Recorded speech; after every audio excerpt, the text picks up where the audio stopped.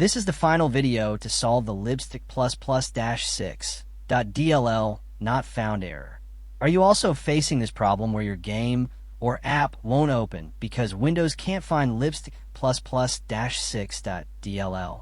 This happens when the program's DLL files are missing, corrupted, or blocked by antivirus. Many solutions online are complicated and hard to follow. When I faced this issue, nothing worked until I found one simple trick that finally fixed it. Here are all the easy ways you could try. Reinstall the program that shows the error so it restores the missing DLL. Update your Microsoft Visual C++ packages because many apps depend on them. Download and install MinGW or the app's runtime files if your program requires them. Check your antivirus quarantine and restore the DLL if it blocked it by mistake. Run System File Checker and DSM to repair broken system files. Install pending Windows updates to refresh core components. Make sure the app is installed on the correct drive so it can find its DLLs.